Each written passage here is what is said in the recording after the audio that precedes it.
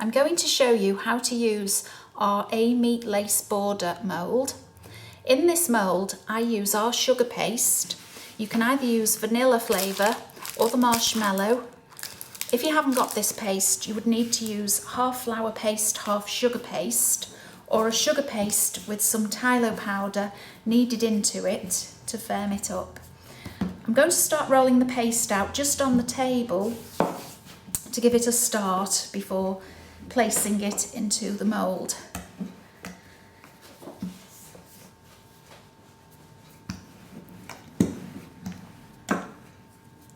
So just roll it out. Now it's ready to go in. Earlier I dusted in some pearl luster, some white pearl luster into the mould.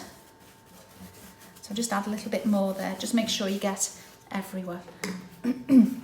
So if you turn the paste over so you have the smooth side into the mould, and then take your rolling pin and start to roll the paste in, pressing very firmly into the mould.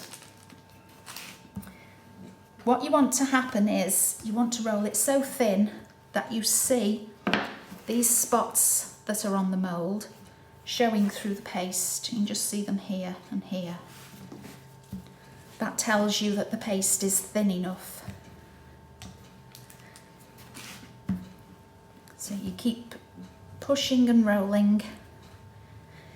If you need to, you can roll that way as well, just to thin out on the edges. The weight of this piece of paste was about 250 grams. So as you can see, that's plenty. I'm just going to turn it that way for a second and roll sideways as well.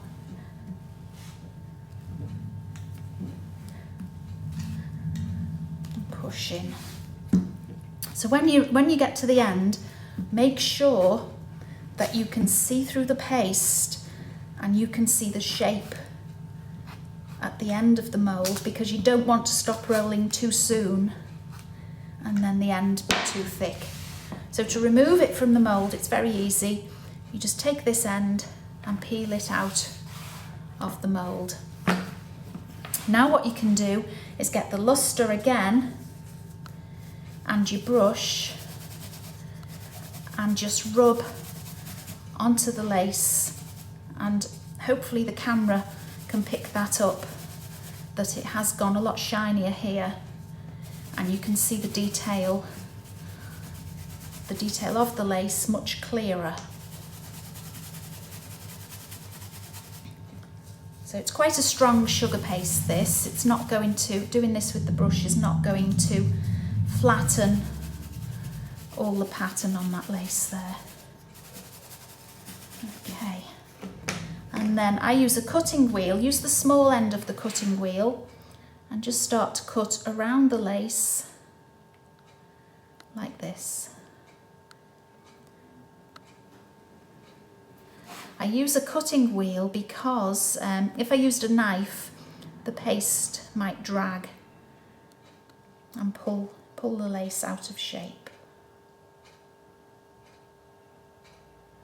So just right round this will just take a few seconds. Take that away. And then the same this side.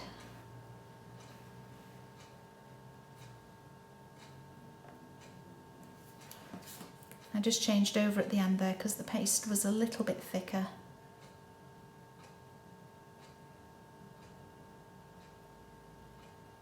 And then once you've cut round like this, the lace is then ready to attach to the cake with water.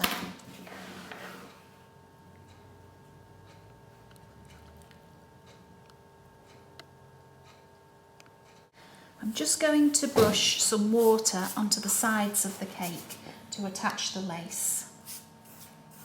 Use a big paintbrush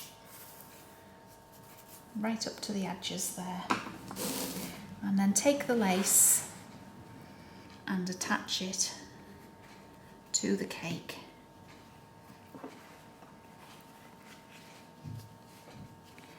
Now if the edges, when you push the top edges back, they don't sit flat onto the cake, just brush around that top edge with a little water and then press into position. You can do the lace narrower if you want to by cutting a straight line across the bottom before you attach it to the cake. Then where the lace, the two edges join together here, they should slot in together quite easily. Just use some royal icing with a number 1 nozzle or number 2 nozzle and just pipe in the gap there to fill it in, and then use a damp paintbrush to just soften that in.